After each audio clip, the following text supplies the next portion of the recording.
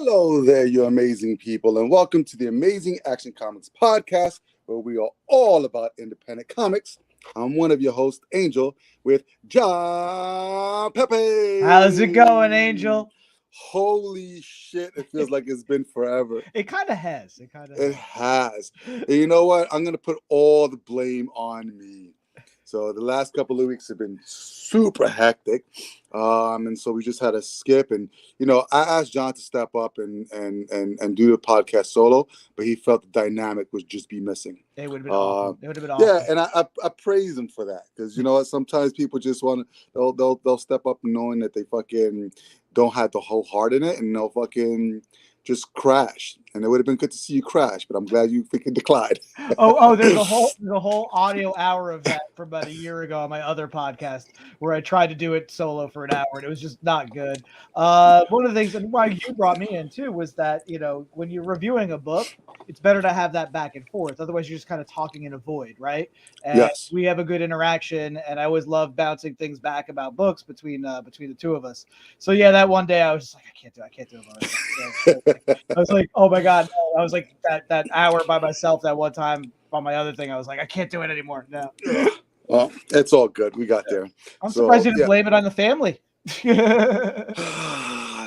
Yeah, partial. But it's just me. Oh. It's all good. I think we're finally settling in. You know what? It's the end of the summer. Yeah. I definitely it's 110% blame on my daughter, and her whole soccer thing. So, and I don't know how people do it with like more than 2 kids. Right, like if we have one, and she plays in like multiple leagues, and then she had high school stuff starting at the end of the summer.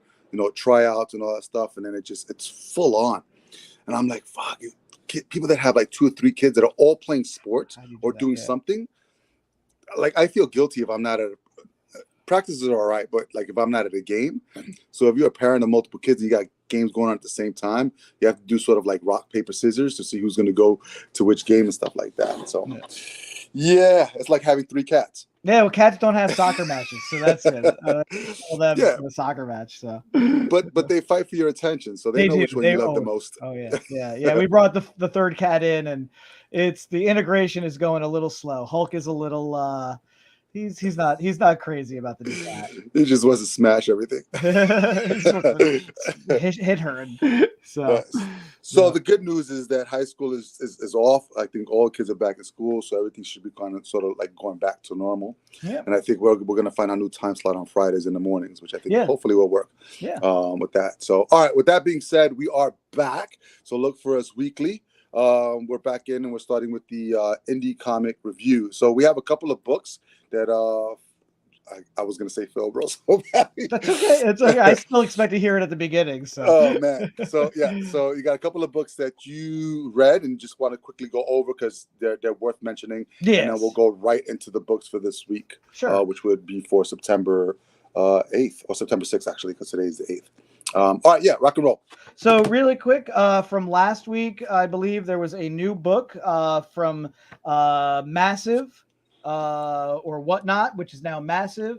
And I had shied away from the Whatnot Massive output because it all seemed very video game focused and really in your face kind of stuff. And, it just didn't really appeal to me. But this is called The Plot Holes, and it is by Sean Murphy. Sean Murphy of White Knight fame for the DC Pantheon, Punk Rock Jesus, just a great, amazing artist, great creator, great sensibility. This was colored by Matt Hollingsworth and Dave Stewart, lettered by AndWorld, edited by Clay McCormick. And boy, this is a really cool book. Definitely check this out. In a nutshell, basically there is this team of literary characters who go through every sort of manuscript that is actively being written or conceived of, and they wipe out any plot holes. It's the sort of the Sean Murphy stand-in gets pulled into this team. Really cool concept, really great characters, gorgeously, intricately illustrated by Sean. Really dig this. There's also a really cool preview in the back. Sean Murphy's going to be doing a Zorro series, so I always like his takes on traditional series heroes. So a little black and white preview for Zorro Man of the Dead coming soon. So I'm looking forward to that. But boy, plot holes, really good first issue, great setup, well paced, really really neat concept. Really dug this. So Yeah, he's really is one of those rare like writer artists. So I mean, there's a bunch of them out there, but there's some that are just really good, and he's one of them that are actually really good. I just love his style too. His Yep. line work, it's scratchy but Yeah, it's clean, you know? distinctive. It's Yep. really good. Then there was this book from Image, KLC Press imprint. It is called The Schlub, and that is co-written by Ryan Stegman, the artist, who had to finish writing Vanish, which he was illustrating when Donny Cates had his really bad car accident, apparently. Co-written Ryan Stegman and Kenny Porter, illustrated by Tyrell Cannon, colors by Mike Spicer, letter design John J. Hill, and I can't find the editor right here, but it's Image Jam. I kind of like the concept on this a lot. The artwork is very, very cartoony and a little over the top, which is I think lends itself to the material really well. This guy is a dentist, and yeah, you open up inside this patient's mouth.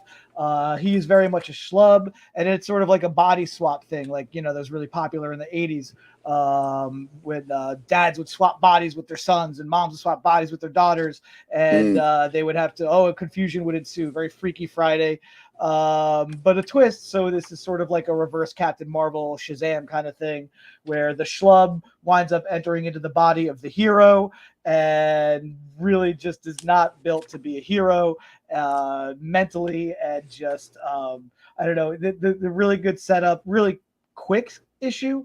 So I think as this goes on and expands and we see what kind of trouble this dentist is going to get into as he takes advantage of this being in this hero's body, I think it'd be really interesting read. Like I said, really fun hook on that concept.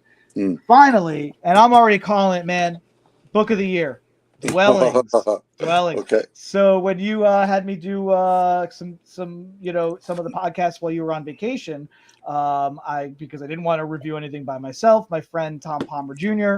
came out of semi-retirement to review some books with us, and he put this on my radar at the end of the show. He said he had backed the Kickstarter for this and was waiting for this to come out. Boy, he was on the mark on this one. 72 pages. $9.99 an issue, coming out every 3 months. It's 3 issues total, so you cost average about $5 a month. You get 2 stories per. It is straight up horror by Jay Stevens, and it is done in this awesome sort of Casper the Friendly Ghost Harvey comic style, but the horror is real and really well executed. Kind of one of those things where, like, you're like in your head, you're like, wait a minute, as you're reading, you're like, does that connect to that I just saw a few pages ago? And then it's like you read the next panel and it's like, oh, it does connect, you know? So when you have a question and the author kind of validates that question as it comes up in your head, I love that. I love when that can happen. And he also recreates a lot of these old style comic ads, but what's really cool is they're part of the story. So it's like she's going to a doctor for help, or she's going to a police officer to talk as one character in the second story about what's going on. The police officer hands her this brochure of like, oh, well, maybe you need to see a shrink, a doctor about what's going on in your head. And then this brochure is like this old comic ad, right? So it's like the juxtaposition is really strange, but it works so well. And yeah, so if you come across these ads, they are part of the story. So you really do want to read those as you come across them in the story.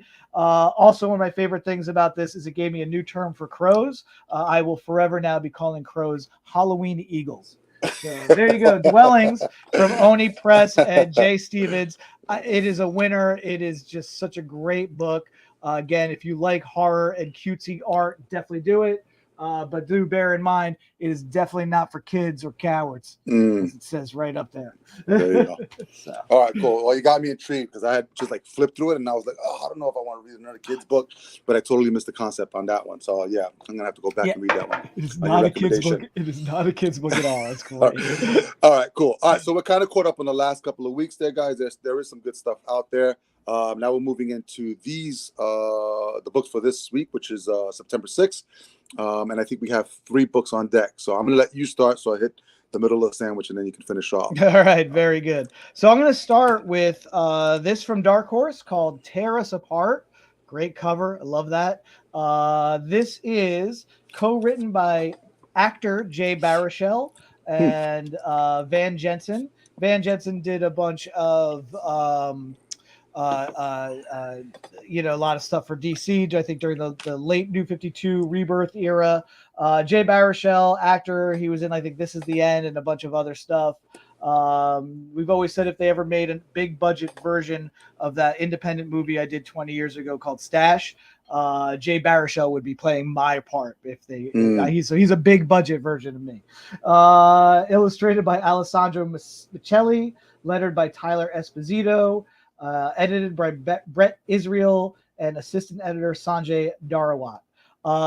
So this is a really, really neat concept. You're kind of just thrown into this world where it does feel like it is a post-apocalyptic future, and you basically have a bunch of these kids that are being brought up and trained for violence, and it is really just a violent society. There's no room for mercy, compassion, and especially love in this world. But of course, this one kid and this girl, this one boy and this one girl do build a connection from when they were very young. I think they were both exiled to the pit because they did something wrong, and that's where they started this bond. It is carried through them over the next 10 years. And there is a inciting incident where it is a test that could wind up being a sacrifice, and one saves the other, which is very forbidden. And then they are both on the run from this society of killers that they were raised among. Really cool concept. There's a neat text page in the back by Van Jensen that talks about how this book came to be. It's in the horsepower section in the back there. And it actually, what one big revelation is that this actually does not take place in a dystopian future. This takes place in like around the mid 90s, he said, because he really wanted that connection, because I guess as they break away from their secret society, they're going to kind of go into the real world, or the exposed world. And they're going to have a lot of 90s touchstones, the least of which would be the title Tear Us Apart, which is, he says, from the Joy Division song Love Will Tear Us Apart. And he has a good thing. He goes, this story is, imagine if Romeo and Juliet had people getting their faces punched off. And it's kind of what it is, man. It is star-crossed lovers who are forbidden from being together, and then they are violently pursued. And what's really neat is the whole thing.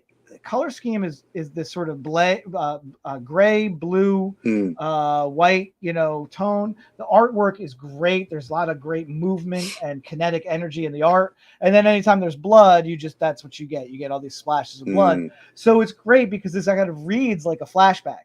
It is really purely prologue, and the art style kind of reflects that. So I really kind of like that. That as visually, okay, this is a prologue, this is a setup, this is the story before the story begins, is the sense that I got from this first issue. So I really dug it. I really want to see where it's going. Tear Us Apart from Dark Horse, some pretty good stuff. I liked it. Awesome. All right, cool. Check it out, guys. I got the next one. I have to say that when I looked at it on the shelf, or when I saw it coming out, I kind of rolled my eyes, because the last couple of, I guess, series that have come out have been somewhat under par from what I've expected from the series. So this one is Masters of the Universe, Destiny of Ford. Holy shit, do I like this book a lot more than I should. All right, so stories by Tim Seeley, who's another writer artist. Yeah, just finished up Local Man, right? Was that was he? Yeah, that's right. Yeah. I think the special just came out too, and I think I missed it because we were sold out. But I got to get a copy of that. Art by Eddie Nunez, color by Brad Simpson, and letters by Ann World Design. So this is a prequel to the Netflix TV show The Revelation stuff. I wish I didn't know that. I hate when I know that it's prequels, because it doesn't matter what happens in the story. You know what's coming later on. So it's always in my head. However, with that being said, Um, the 80s cartoon was probably one of my favorites. And we've spoken about it before, like all that rotoscope stuff, and they use the stock footage over and over and over. And as a little kid, I'm like, what?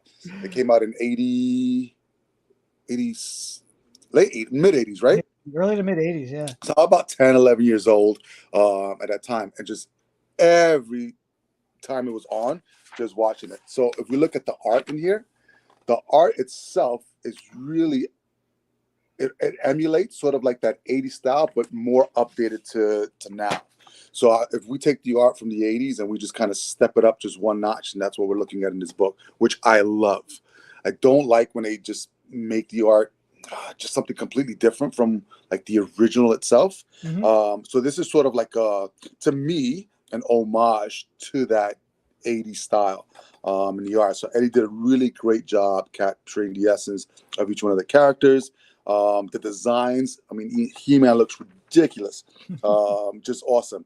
And basically, you're looking at a story of almost like a year one for He-Man. So this is where Adam gets the powers. We don't know how, so it's not an origin story. I almost feel like we're due for one. I think we need a complete reboot of the Masters of the Universe, just because it's sort of been like a shitstorm from the beginning, hasn't it? I mean, you got the toy that came out first, then stories came out. Then there's been revisions of the stories, and then obviously it was just a cash cow for making new toys, and the story's always been secondary.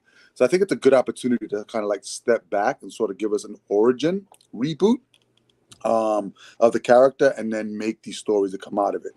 I mean, we got in Skeletor as He-Man or Adam's uncle, transferring over to that, and then the whole series with Horvath that came out through what's her face. She-Ra. So there's a whole like huge universe out there. I think if they did sort of like what's this guy's name? The Walking Dead guy. Kirkman? Yeah, Kirkman's doing with the Energon verse. Yes. Then that would be awesome. It's sort of like this middleman kind of story that brings the story of He-Man and maybe something else. I don't know. Well, we've got to get it together. It's still on the Mattel, isn't it?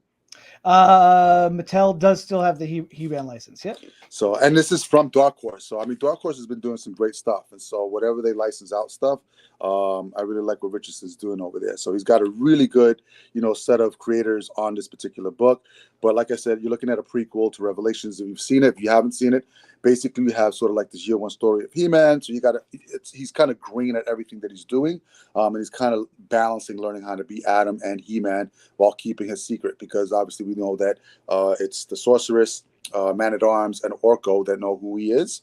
And Teela, who's his bodyguard at the moment, he has to keep things from her. And he's like really close to telling her because of all the stuff that's going on. But basically you have Skeletor going across Eternia trying to gather forces to increase his power so that he can take over Grayskull. But you got sort of like this really cool background on King Grayskull. So I think we're going to get some kind of story that builds up into how Grayskull came to be. And then you have sort of like this make-believe Philomista, whatever it is, this sort of like liquid metal that can be forged into anything that you want that's extremely powerful. And there's this balance between magic and advanced science that they're trying to maintain, the sorceress. And then there's this other like land that they're talking about. And then there's this really cool, like intricate plot that Skeletor sends Evelyn on, to try to find out. It's called Antwar, I believe, is this advanced civilization. So the king, Randor, is going across Eternia, knowing that Skeletor is trying to build up forces to overtake Eternia. So he's going out to stipulants to make sure that they're staying loyal to King Randor so they can maintain the balance. And so while he's out, Skeletor sends Evelyn to find out what this city has, so that King Randor wants to protect, so that he can take it and for his own use. And so there's a really good setup. I don't want to give it all away at the very end that is forcing the queen of Antwar to now take stake and go against King Randor, which was really good. Sucks that I know that it's a prequel because I know how it's going to end, but really good setup for really good storytelling and drama, because it looks like we are going to lose some people along the way. which should be awesome. But like I said, the art, the coloring are really good. The storytelling just really succinct with what you would get from the 80s. Even like when I'm reading Orko, I hear Orko's voice. When I hear Cringer talking, I hear Cringer's voice. Really good stuff. The one thing that I will say that I really, and I'm always looking for different things from an artist perspective that a book will bring out. And what Nunez did in this book that I really, really, really enjoyed were his hands. Now, let me explain. Now, a lot of times you're looking at artists and you're looking at the facial expressions they're making so that you can kind of like tell the emotion of what that character is feeling at the moment, along with the word bubbles that you're reading. When it comes to the hands, most of us talk with our hands. So he puts them in these positions where you know exactly from their body language how they're feeling at that particular time. So whether they're angry, whether they're disappointed, or whether they're surprised, the gestures of the hands are not wasted, which is crazy because oftentimes we look at most of these pictures, we're not focusing on the hands or anything like that, but they're so prominent and they're put in positions along with the body dynamic that just makes it stand out. And I went back and I flipped through every single one of the pages looking for a hand that was useless, and not one. So when he didn't want to have them, they were just off the panel, or they were sheathed away underneath a cloak or something. But whenever they were exposed, they were expressive, just as expressive as the face. So Eddie, dude, you get my props this week for drawing the best hands or making them as part of the character because they're very much expressive themselves. So Masters of the Universe, Forge of Destiny. If you enjoyed Revelations, definitely check it out. Like I said, it's a prequel. If you didn't, you'll still, if you're a Masters of the Universe fan, this one is definitely worth. I mean, the last one that I read that I really enjoyed, I think sort of was the what was it called? It was the evil He-Man that was hopping around. It was almost like the movie The One, where he's killing off all the He-Man so that he could become the most powerful one. And I liked it. It was interesting. But then when they had the Revelations come out, it was just like, it was okay. But this sort of like goes back to the roots. And I love the whole idea of a year one He-Man. Because there's going to be some stumbling. Like he doesn't understand his full power set. And there's a moment in the pages where Sorcerer says, well, you know you can do this, right? And he goes, oh. And then he does it, which is great. So there's a learning on there. And I think there's going to be some big consequences because we have Skeletor, who is sort of like in his year one as well. But he's not like the bumbling fool idiot. He's really sort of like a tactical mastermind. So they stepped him up a little bit, which I really like. So yeah, check it out from Dark Horse. You guys won't be disappointed. Very cool. Yeah, I like that. I like that idea of giving He-Man the year one treatment as well. I think that's something that hasn't necessarily been there with the character since the cartoon show and the Prince Adam kind of stuff. It just always was just there, and you just go, And I like the idea of seeing him kind of learn and kind of grow like that, and kind of streamlining the origin because, like you said, they didn't know right away what He-Man was going to be, and the toys had a different origin, and then the DC Comics came in, and that introduced the Prince Adam concept, and that was rolled right into the cartoon show. So yeah, I like this idea of kind of a rebuilding using what has already been established. I like that. Right. Yep. All right. One more. Yeah. Hunt for the Skinwalker from Boom Studios. It just sounds dirty. And this is written by Zach Thompson, illustrated by Valeria Berzo, colored by Jason Wordy, lettered by Joe Sabino, and it is edited by John Moisen, assistant editor Carolyn Butler. It is based on the book Hunt for the Skinwalker by Dr. Colm A. Keller and George Knapp.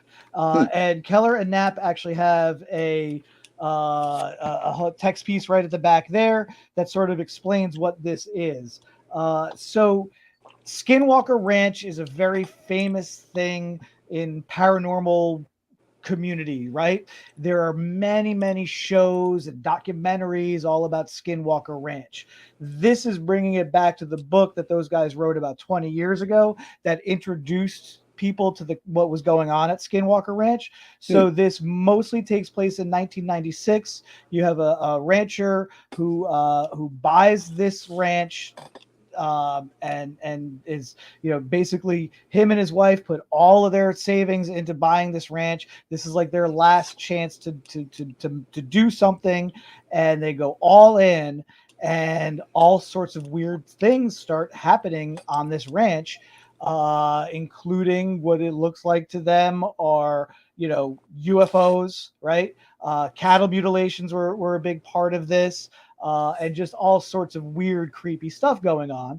And so this 4-issue miniseries is retelling the true story of what happened at this ranch in Utah in the mid 90s.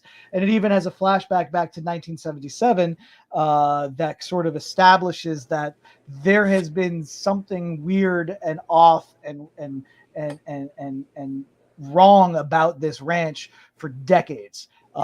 And so I've always kind of been aware of the Skinwalker Ranch. I've always known about what a Skinwalker is as far as Native American history. Basically, they're evil witches that can take on the shape of any animal, and they are never good. They are always malevolent, right? And so I didn't realize going in that this was going to be a retelling of the actual historical event, which is great for someone like me who just knows of it, but has never actually delved into it, because there's so much out there and so much of it looks like it's kind of BS too, right? So, and they kind of mentioned that in that postscript that the original authors of the book write, that, yeah, since they wrote that book, it just opened up this whole industry. And he says, look, some of the stuff that's out there is not necessarily factual or legit or valid. But when they wrote the book, they strived for accuracy and did, you know, extensive research.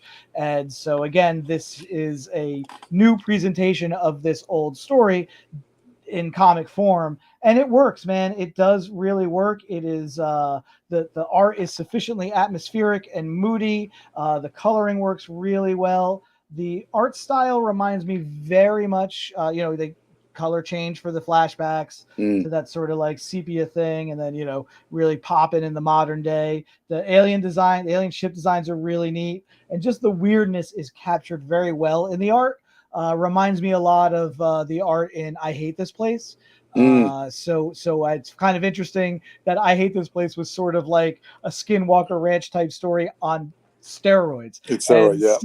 So to kind of have this you know, narrowed focus with a similar art style is really nice. It kind of, so if you really liked I Hate This Place, check this out. If you really like James Tynion and Michael Avon Omen's Blue Book that retold the Betty and Barney Hill abduction story, then you're going to like this, because this is, again, right in that same milieu, same genre. You're dealing with aliens, weird creatures, possibly, you know, ancient, you know, Native American evil witches, and just some really cool, weird, goofy stuff. I love the cover. It's very Dave McKean-esque or Ben Templesmith. I just kind of love like the alien figures in there. But yeah, inside is well worth it.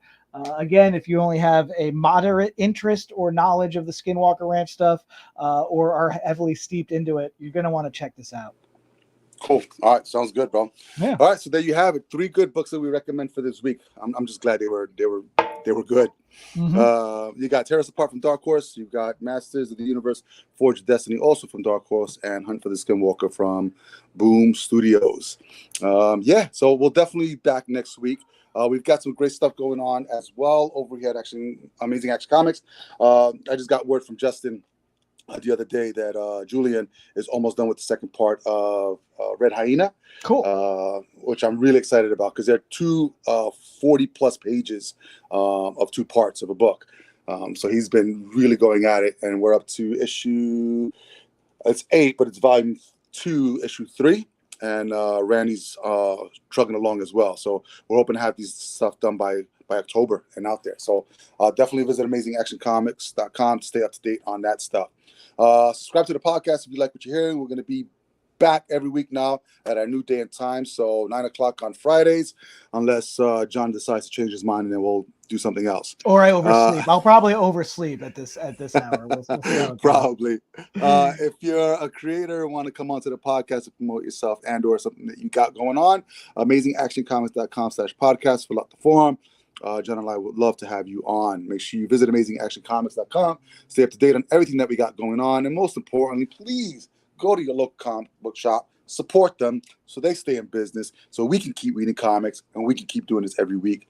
John, where do you get your books from? I get my comics at The Joker's Child in Fair Lawn, New Jersey. And boy, we got a lot of great stuff coming in as we gear up for Halloween time. So definitely be sure to check out our store. But of course, if you're not in Fair Lawn, New Jersey, definitely check out your local comic shop. But you know, you can always find me and Angel over at The Joker's Child in Fair Lawn, New Jersey. There you go, guys. All right, guys. Until next week, please be amazing, stay amazing, and read something amazing.